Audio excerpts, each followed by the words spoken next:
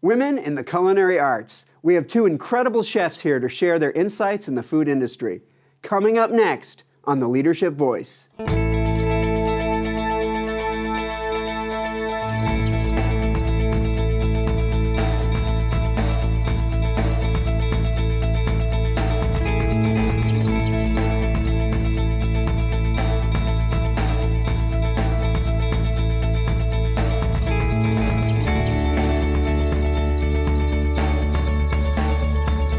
Welcome to The Leadership Voice. I'm your host, Jay Barbuto. Today's show features leading women who are excelling in the culinary arts. The Leadership Voice welcomes Jamie Gwen, celebrity chef and author, as well as Shachi Mehra, chef and restaurateur.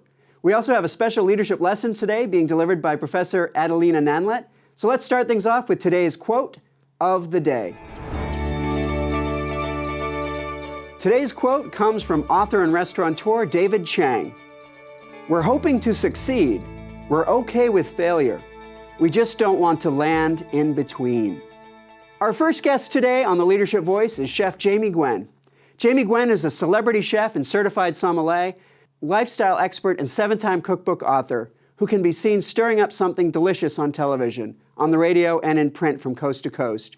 She brings the best to radio with her weekly syndicated radio show, filled with delicious conversation on all things culinary, heard every Sunday on radio stations across the country and in her native Southern California on Talk Radio 790 KABC.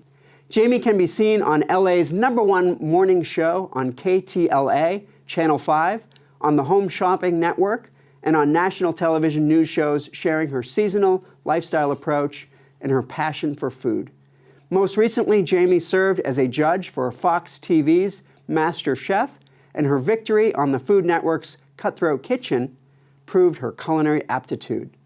Jamie's 7th cookbook, co-authored by Lana Sills and entitled Entertaining in Style, just released, and her previous title, Good Food for Good Times 2, is now available as an ebook. Jamie has been featured on the Food Network, HGTV, The Talk, Emerald Live, and Martha Stewart, and her sizzling restaurant reviews can be found in Modern Luxury's Riviera magazine. She is a graduate of the Culinary Institute of America, and her website, chefjamie.com, is a scrumptious resource for food lovers everywhere. So now, the Center for Leadership would like to introduce our first guest, Chef Jamie Gwen. Hi, Jay. Jamie, thank you for so having nice me. to have you on the show today. I'm delighted. Thank you. You know, a lot of folks, when they heard you were coming on the show, very excited, and people flatter me. And our people in the studio were wondering what kind of great things we're going to learn. Right, like what cookies I was going to bring along with. Yes, and they're all outside in the green room right now. So maybe we can start by sharing what some about your inspirations. I've always had a love for food. I was raised by a single mom who cooked like the army was coming to dinner, but they never came. And I remember sitting on the counter in the kitchen. And my mom, still to this day, is very celebratory. We celebrated everything. And food was very central to everything that we did. So I grew up in a very food-centric house. And today I have a very food-centric home myself. I plan lunch at breakfast and dinner at lunch. Doesn't everybody? Mm-hmm. And I really came to understand that gathering around the table was where friends and family connected, and I loved that connection. So food has really been woven through so much of who and what I am and what I do. And I've had the blessing to propel a career in food and mix all of my other loves into it as well. So your love of family and love of the family atmosphere and the love of the family traditions. Yes, all intertwined. And then in high school, I was very active in speech and debate. I had ranked nationally. I loved that public presence and live speaking, and was very, very blessed to parlay my love for sharing my passion on that platform with food and sort of combine it all together to where I am today. Oh, that's wonderful. So maybe you could share with our audience some about your journey after culinary school. Certainly. And how your career sort of woven through Yes. to where it is now. I went to a private girls' school for high school. My mom gave everything to give me an extraordinary education, and then I went on to trade school, which was rather unexpected, I think. But my mom owned a cafe and bakery when I was a teenager, and the chefs in the area would sit at the espresso bar and write their menus. And I befriended them. And so at 16, I was staging, as they call it, or interning, unpaid, in a Wolfgang Puck restaurant in Los Angeles. And it was the first time I learned what an open kitchen was, and that you can't make mashed potatoes and wipe your nose at the same time because everyone can see you. It was a great learning experience. And I went straight to culinary school, to the CIA after that, and worked in professional kitchens for some years under the tutelage of great chefs. And interestingly enough, from a female perspective, that was a good while back, and there weren't as many women in the kitchen.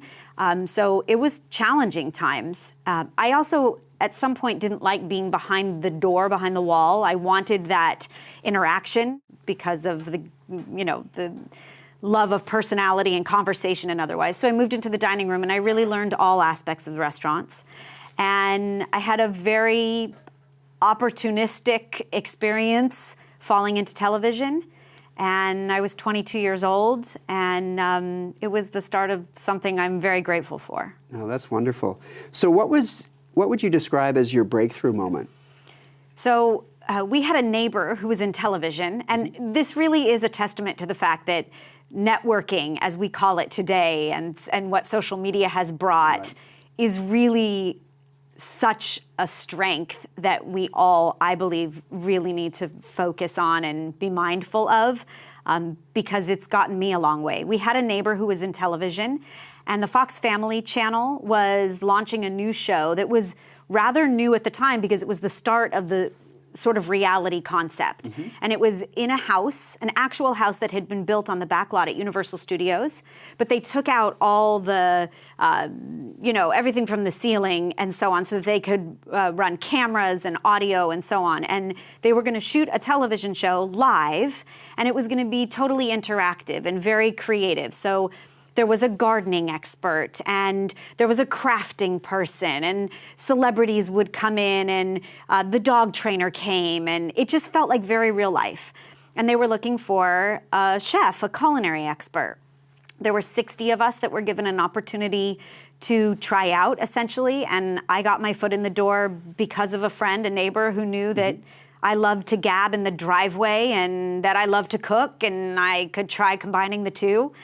And I would like to say it was all skill. I got very lucky. I beat the other 59 people out of the opportunity, and I won the chance to become the on-camera chef.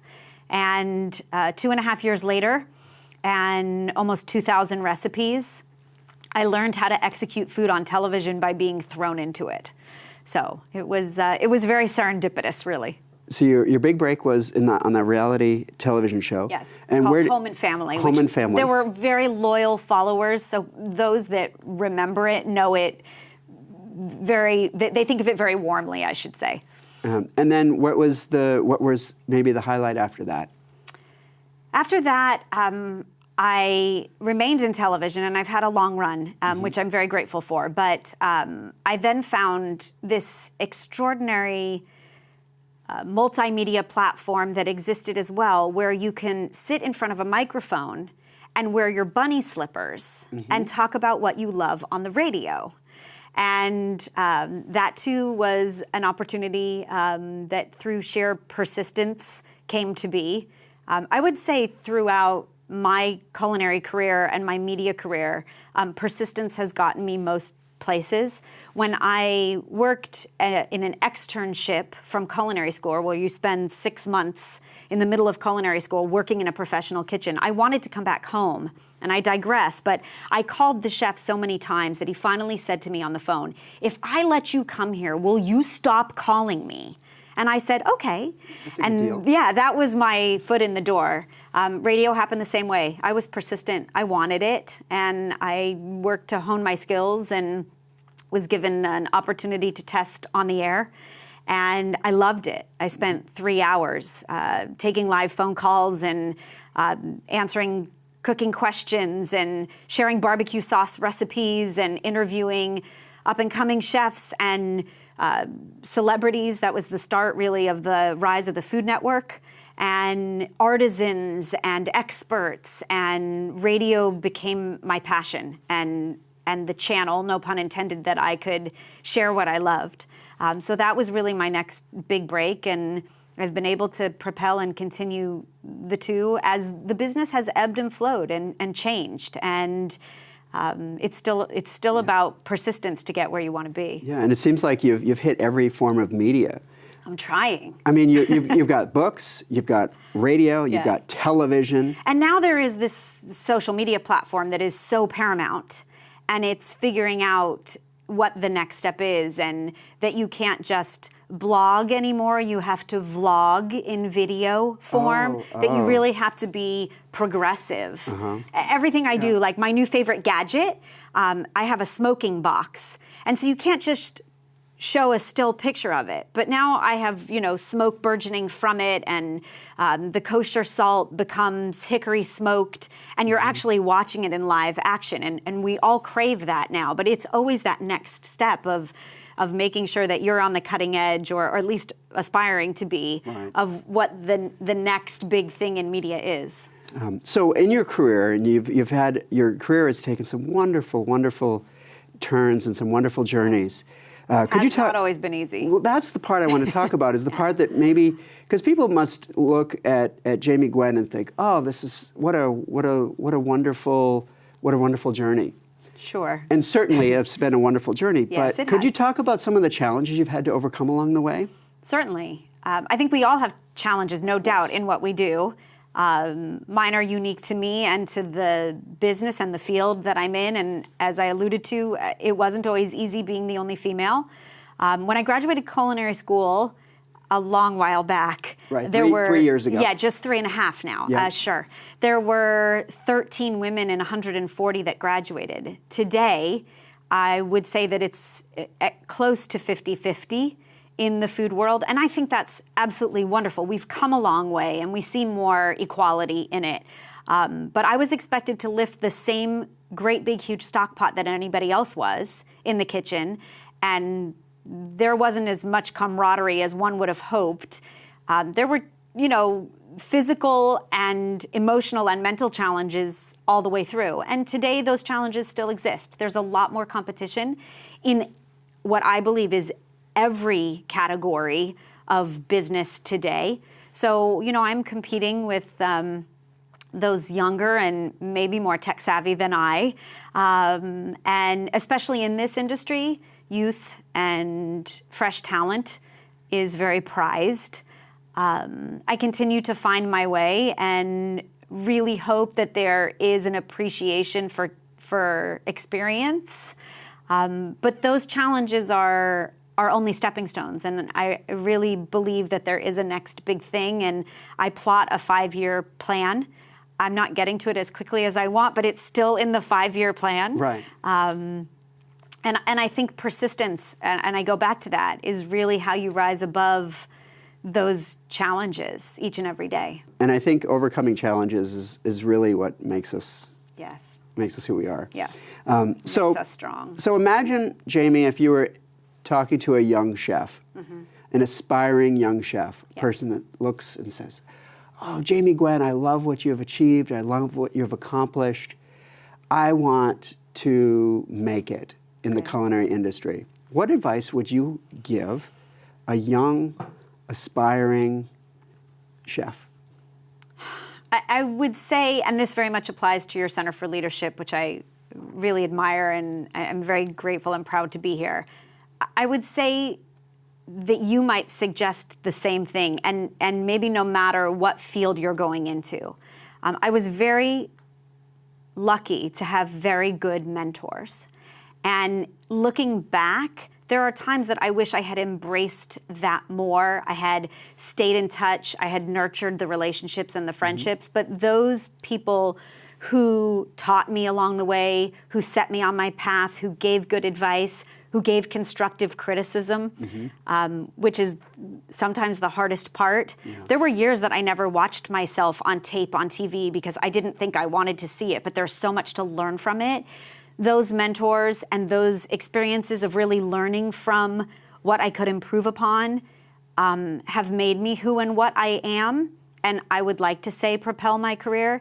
Find a mentor, network, look to those who have achieved and succeeded, and ask for advice and learn from others. And those mentors don't always have to be older than you. Sometimes they're coming up in the world too, but they have something to share.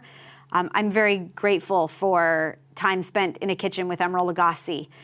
He's an incredible man, and he's been a very good friend to me.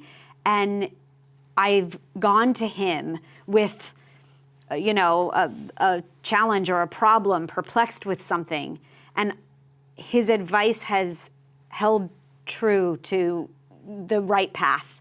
And so I really believe if you can go under someone's wing, and if you can find and persist in that area that you want to be in, that you'll make it. You'll take 2 steps forward. Oh, that's wonderful. Yeah. And I think a lot of people, they'll hear that advice and they'll think, well, I would love to have more mentors in my life. I think a lot of people expect resistance from others. Do you find that people are more willing to mentor than they might realize? Oh, definitely so. I think the camaraderie, I think you have to put yourself out there and be vulnerable and be forthright and ask. I mean, what's the worst that can happen? But I find that a lot of the very talented, skilled, successful people want to pay it forward. They want to give back. They want to motivate. They want to mentor. And you don't know unless you ask. And searching those people out and really being very focused on what your expectation is and asking them what they're able and willing to give is a really wonderful way to try to put all the puzzle pieces together and then find your path.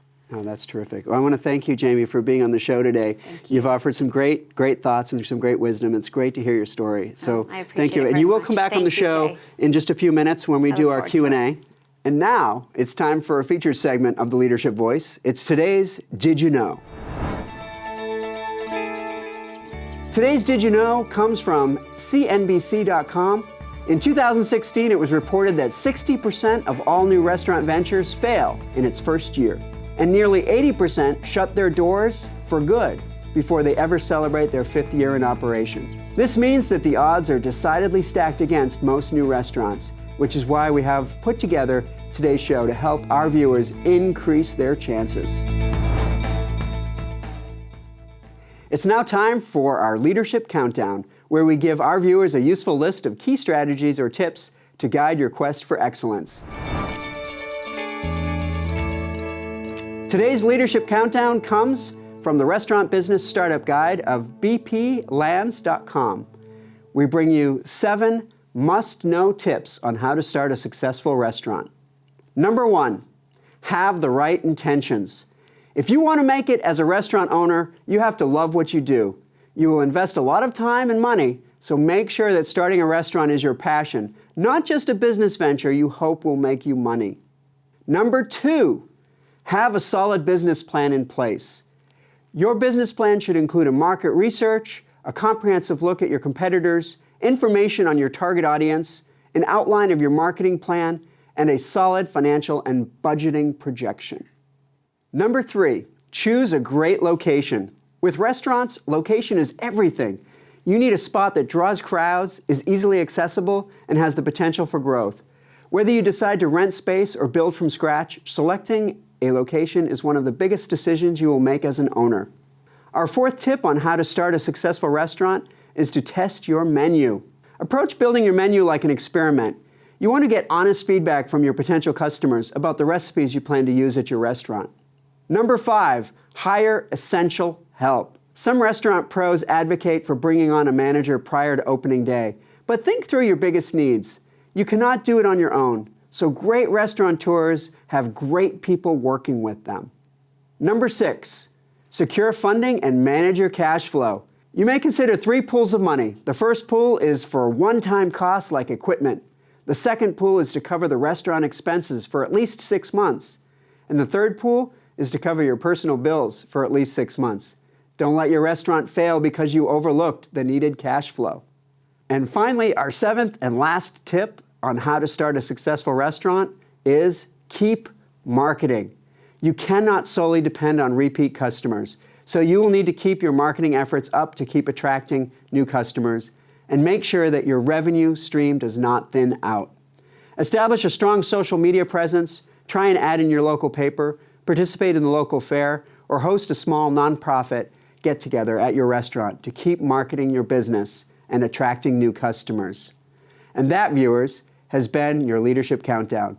Follow these 7 tips and you too can create a successful restaurant. We'll be right back after this commercial break. We have another special guest that you don't want to miss, so stay tuned.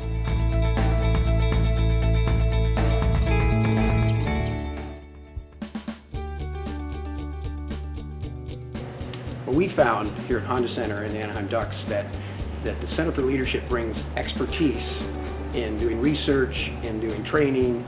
The faculty that has come and given the training to our employees does all the research themselves. They're not pulling this information off the shelf. They're out there researching themselves, talking from firsthand experience, and it brings such a level of competency that we, again, don't find from other trainers that are on the market. Well, simply put, is what really differentiates and distinguishes Fullerton and the Center for Leadership, really is your expertise.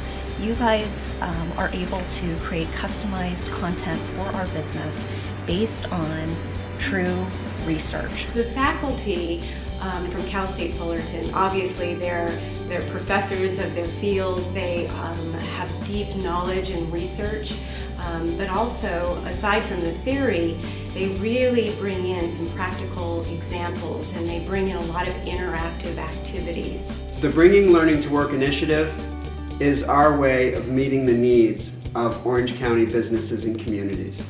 When our clients ask the Center for Leadership to come to bring learning to work, the clients know that they're getting cutting-edge information, the latest thinking in the field, but they're also getting world-class training.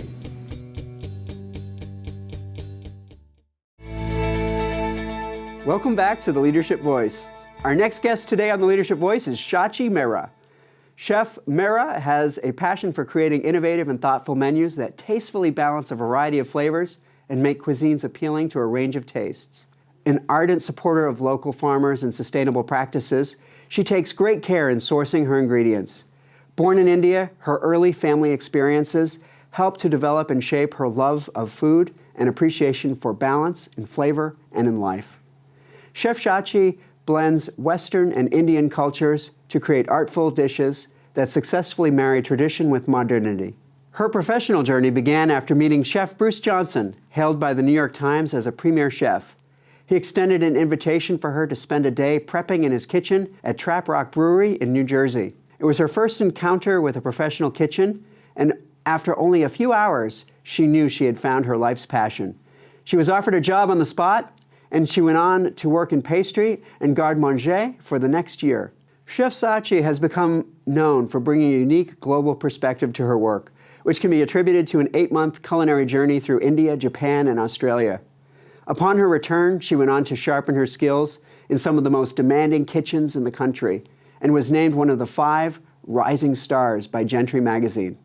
Prior to opening ADYA, Chef Shachi received great press and acclaim as the opening chef at Tamarind of London in Newport Coast. Please welcome Chef Shachi Mehra. Hi, Jay.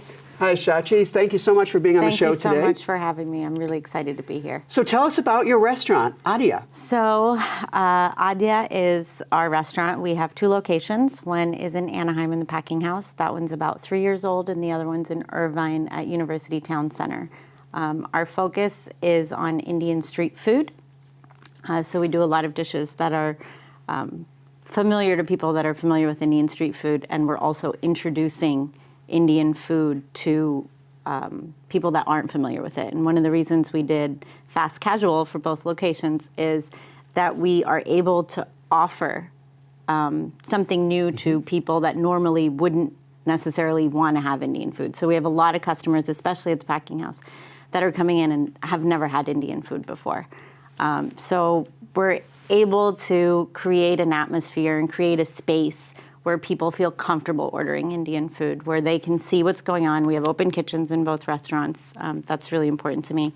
And we're able, all of our staff is trained to talk about the menu and get people to feel comfortable ordering something versus walking into an Indian restaurant where you don't recognize any of the language, you don't recognize any of the food, and then you're sort of fearful on what am I going to order? What am I going to end up with?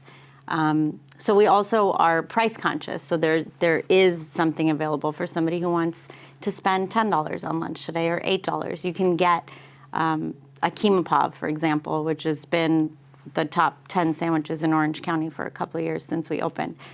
So we have been working on really just creating a space and a place for people to feel comfortable with Indian food, and people that are familiar with Indian food, for them to have a place where they can connect to food that they remember. So that it's important to me as a chef that ADYA is a space for people that recognize the food to go there and enjoy it and have this memory associated with it, and people that don't know it have a space to experience something new. Wonderful. Now, as a chef, you've actually had an opportunity to work in a variety of different restaurants, preparing a variety of different types of cuisine.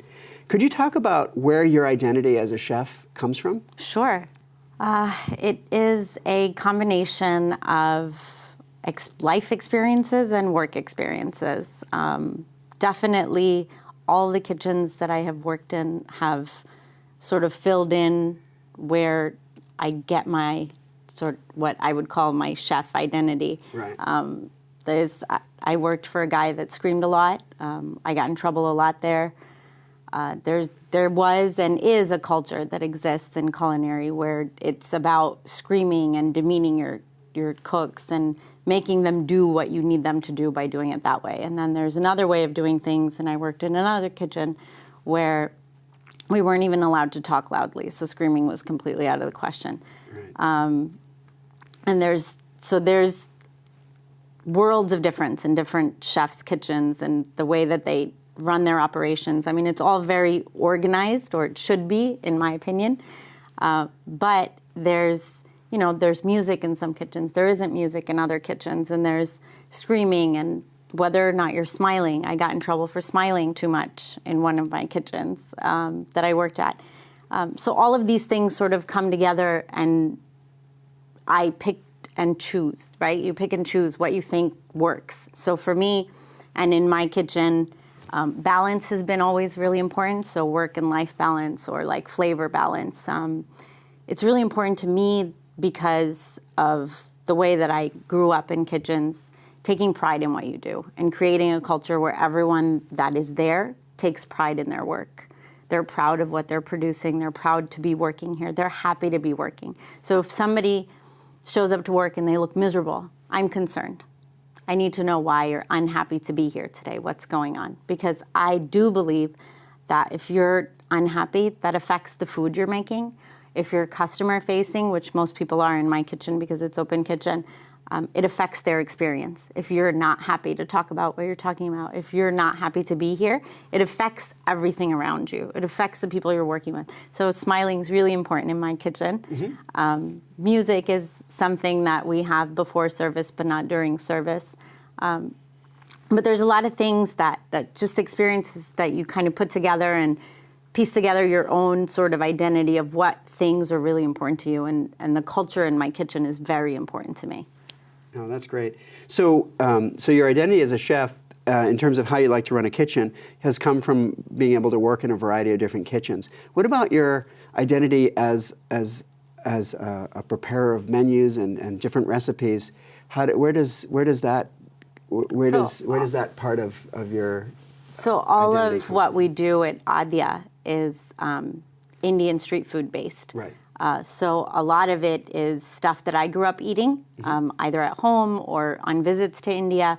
Some of it is things that I've read about and researched, but I like to take those things that are very true to their origins, and I want to present them in a way that everyone can enjoy these things. So as a kid, I ate peanut butter and jelly for lunch, but I ate Indian food for dinner. So I've been a part of both cultures, and it's something that I pride myself on, is to be able to try and look at each recipe and each dish from these two very different perspectives. One of an Indian that was born in India or grew up in India and is very familiar with these flavors and these tastes and the visuals, and versus somebody who literally has never seen any of this before.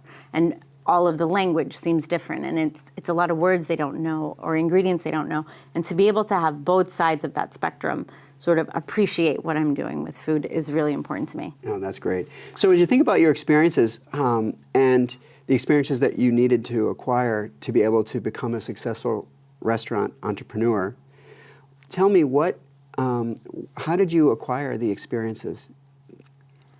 Working a lot and finding people that were doing what I wanted to do and exploring a lot of different options. And once I identified somebody that I could look up to or that was doing something that I wanted to do, I would seek them out, ask questions, ask lots of questions. I've been fortunate enough to open restaurants for other people. So there's lots of learning to be done when opening a restaurant. All of a sudden, you need to know about plumbing and electricity and construction and what kind of finishes you're a designer and you're an electrician sometimes, and you need to know why this machine isn't working today and where things are going. You learn a lot about everything when you open a restaurant, and I was lucky enough to have done it 3 times for other people before I did my own. So all the skill sets that you need, being a leader to a group of people, being an electrician if needed, being a chef, creating food that is important to you, and being flexible enough to understand your market and be able to create what they want and understand what they want. So all of these things I gathered as I looked toward and moved toward my goal of opening a restaurant. So everywhere I went, you learn. I'm still constantly learning, and that's important, to constantly learn from everyone around you. I learn things from my cooks because they do stuff at home that I don't. I learn things from my aunts and uncles or family in India, or a street vendor is doing something. I'm like, oh, that's interesting, and how can I translate that into something that I can use?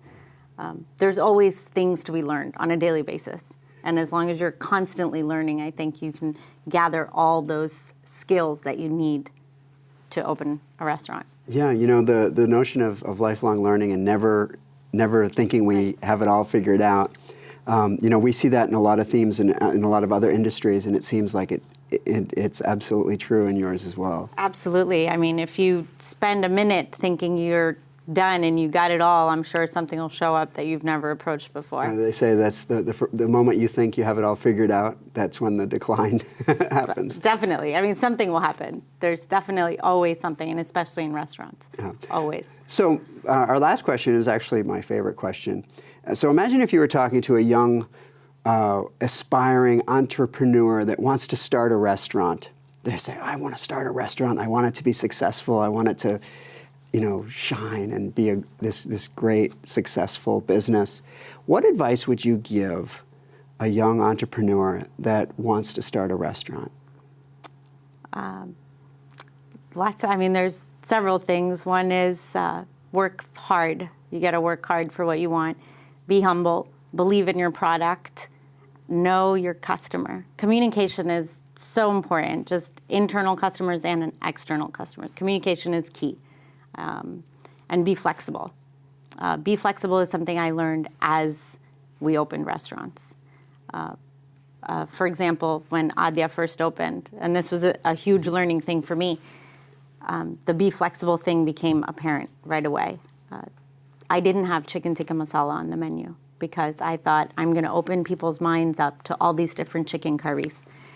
And immediately, within the first 2 weeks, I realized that that's what my customer wants, and we put it on the menu. So these are things you have to be able to be flexible. When you learn your market and you know your customer, you need to be able to provide them what they want as what you want them to have. So somebody that comes in and has chicken tikka masala 5 times or 7 times because it's the best chicken tikka masala they ever had, maybe the 10th time they'll have something else, but maybe they won't. At least they still got the best chicken tikka masala they ever had.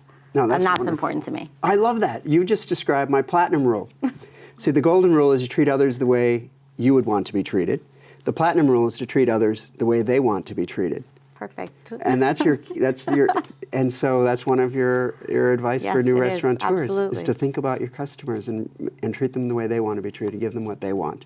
Yes, to a So- certain extent, yes, you have to do that No, if that's you're in terrific. business. Well, Shachi, I want to thank you for being on the show today. It's been wonderful spending the time with you, getting to know you, and sharing your wonderful story. You're an inspiration to future entrepreneurs that are interested in the culinary industry. So I want to thank you for being on the Thanks show. so much, Jay. It was wonderful to be here. Terrific. And you're going to come back and join us for our Q&A here in just a few minutes. Perfect.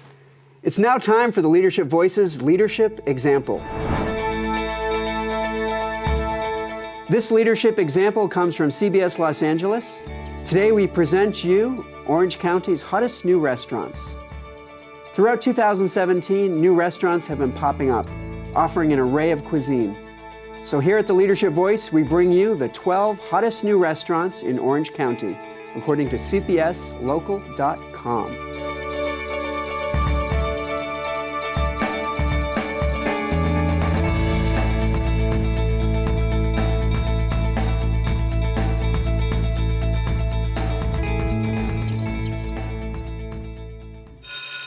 Hear that? You know what that means. It's time for today's leadership lesson. Are you ready to learn? Albert Einstein once said, if you can't explain it simply, then you don't understand it well enough. Every show we bring you, our viewers, an opportunity to learn from a faculty expert with a simple but useful 3-minute leadership lesson. Joining us today on the Leadership Voice is Professor Adelina Nanlet, Associate Professor at Cal State Fullerton, to talk to us about the 3 keys for service operations. I'm Dr. Adelina Nyanlet, and here is today's leadership lesson. I would like to talk to you about 3 tips for leaders to successfully manage service firms like restaurants, hotels, and retail. The 3 tips are focus on customer retention, exceed customer expectations, and value your employees. Tip number 1. Focus on customer retention. Finding ways to retain customers and making them loyal to the service firm is a critical component in deriving higher revenues for the organization. Research shows that 5% increase in customer loyalty leads to 25 to 85% increase in profits. This is far more profitable than engaging in extensive advertising and marketing to attract new customers. Tip number 2, exceed customers' expectations. Service firms should consistently strive to meet or exceed expectations of the customers through the service that has been offered to them. Customer expectations change over time.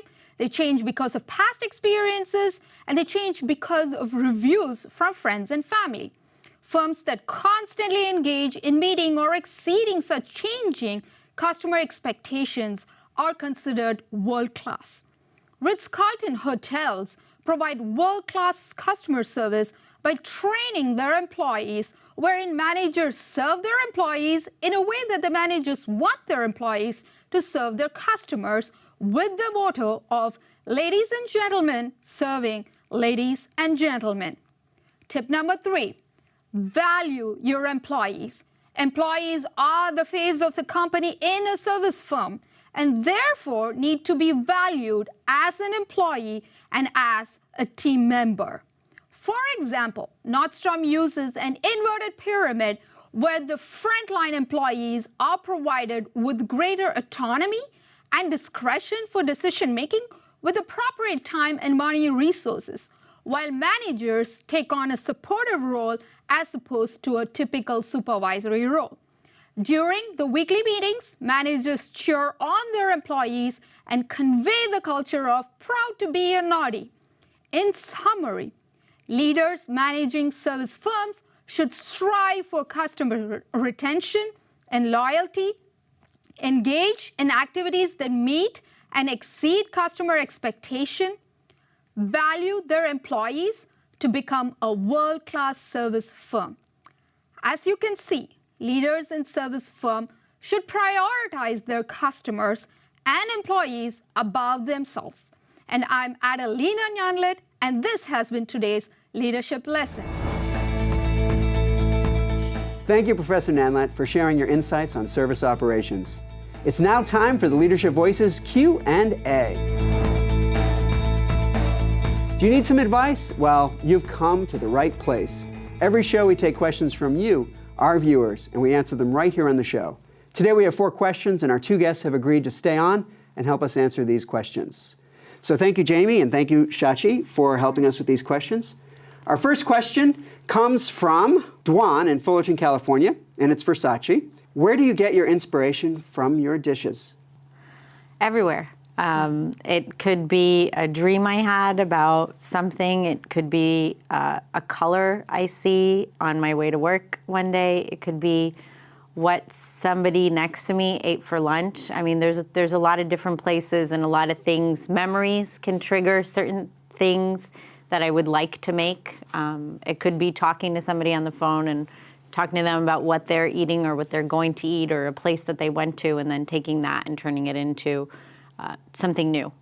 So it's really a combination of everything that's happening around me and turning that into a dish or multiple dishes, or it could be a craving. I could just want to eat something and want to create something out of that. Oh, wonderful. Jamie?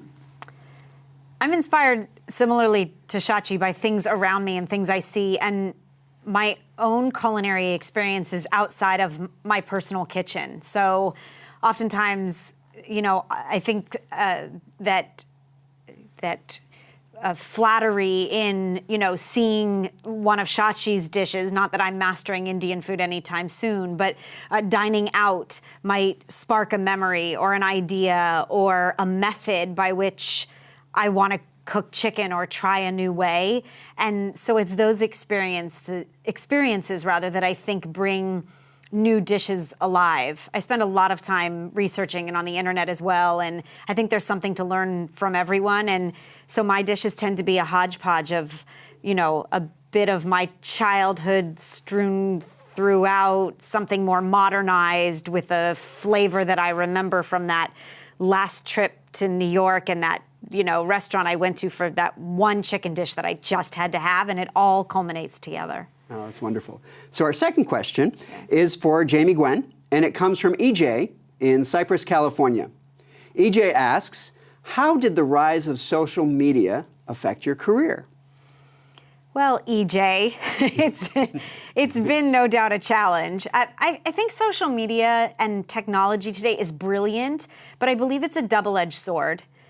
You know, for me, interestingly enough, there is more competition than ever, and for many of us as well. But social media has given, you know, novices and connoisseurs alike a platform to compete in the same space. And so I think it challenges all of us to try to stay ahead and rise above. But it also personally challenges me to try to elevate what I share and how I share my passion to a broad range of people. And for that, I think social media is brilliant. I think trying to stay ahead is the greatest challenge of social media for all of us. I will absolutely agree with that. And I will say, I do think as a restaurant owner, social media allows us access to more people. We have access to thousands more people than we would if we didn't have social media. Absolutely, just in positive and negative ways, but we're out there. People can talk about us in different countries, in different states. People can look us up before they visit where we are. That's true. Yeah, with reviewer apps. And Yeah, locals can see what the special is today without having to come in and find out. It does separate us, though, from the dialogue that this, you know, engagement gives us, which I love. My mom will tell you she knows all of the hairs right here on the top of my head and where they are, because we spend so much time doing this, right? And it's true, but it's the means to the next step, the means to an end. And it's necessary and it's essential. Yes, And it's it brilliant is. in lots of ways. And then it also has its drawbacks, as we all know. Oh, obviously. So our third question is for Shachi, and it comes from Genesis in Los Angeles, California. Genesis asks, they say 80% of restaurants fail within the first 5 years. What do you think defines or separates successful restaurants from the failures? Definitely everything that we talked about previously in the show. I will say that it's important to know your market. It's important to believe in your product. You have to know what you're getting into. I would definitely recommend having done it before in some small way. Go and experience what working in a restaurant is before you open a restaurant. I think that there's a lot of things that'll separate successful restaurants from others. Another one that I've noticed more recently is this going back to being flexible and appreciating who your customer is and who your client is. Your internal and external customers are really important. Communication with them is really important. And as a business owner, you've got to be able to be flexible enough to make the changes that your business needs from you to remain successful and to stay successful and to be successful. You've got to be able to be flexible and make changes as needed. What have you seen, Jamie? I think that's the life lesson in and of itself. I mean, being flexible today and more flexible than ever, I think is necessary and apparent. I think that Shachi is a beautiful example of, and we've been friends a long time, and I'm very proud to call her my friend. Shachi is a beautiful example of success from passion. And there are plenty of passionate people that for unfortunate circumstances or reasons or otherwise might not have made it as far as they've wanted to as of yet. But I think that passion, that commitment, that tremendous dedication, not just in hours, but in heart and soul, like that you can taste the love in the food, those are the restaurants that I see propel themselves, succeed, build a following. I think that applies here as well. I mean, hopefully you see the passion in what each of us does independently, and it makes its way into your home, onto your plate, into your mouth, however it gets there. I think passion at the root is everlasting. Yeah, and earlier we talked about some tips for restaurants, for having successful restaurants, and I think the first thing on the list was to have to do it for the right reasons. Yes. And to have that passion. So. Yeah, for sure. That's great. Now, our fourth and final question is actually for Jamie, and it comes from Rebecca in Irvine, California. Rebecca asks, how do you respond to criticism in your industry? A loaded question. I could tease and say, I just block you, but that doesn't really work, nor should it. I think that there is a level of constructive criticism that is very helpful. I think as Shachi alluded to, there's a lesson in it. There's a learning curve in it that's really important. And I think we have to be humble enough to take it in and read it and experience it. And sometimes there's some brutal honesty in it that might be hard to palate.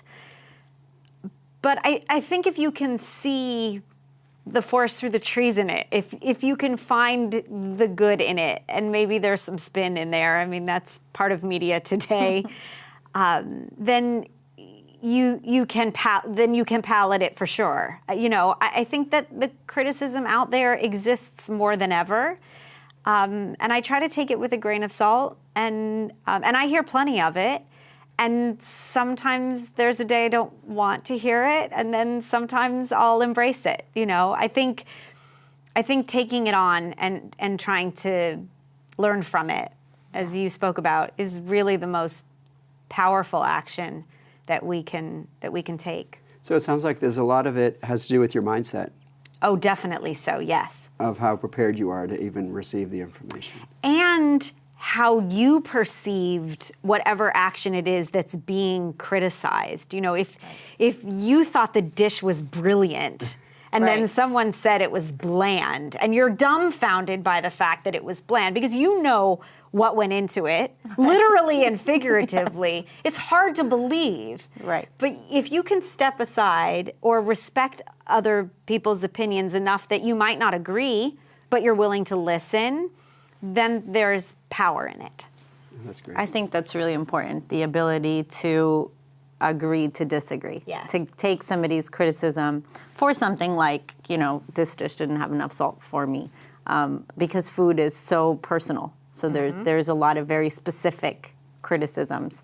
To be able to, if it's a criticism that you can understand and you can learn from it, then that's what you should do. If it's a criticism that you may not agree with, then I still think it's important to listen to it and just not agree with it, and that's okay. Oh, terrific. Well, that wraps up our questions for today. I want to thank you both for helping us with today's Q&A. Of course. If you have a question or need advice, having leadership challenges at work and need some expertise and insights, send us your questions here to the Leadership Voice by email, leadershipvoice@fullerton.edu, or contact us by Twitter at CSUF_leadership. Well, I think that's all the time we have for today's show. Today we've explored leading in the culinary industry. Thank you to Chef Jamie Gwen and Shachi Mehra. Thank you also to our special faculty guest, Professor Adelina Nanlet, for delivering today's leadership lesson. Join us each episode of the Leadership Voice as we will have 2 more executive guests, another special leadership lesson, and lots more worth tuning in to see. I'm Jay Barbuto, and on behalf of the Center for Leadership in Mahalo College of Business and Economics, we'll see you next time right here on the Leadership Voice.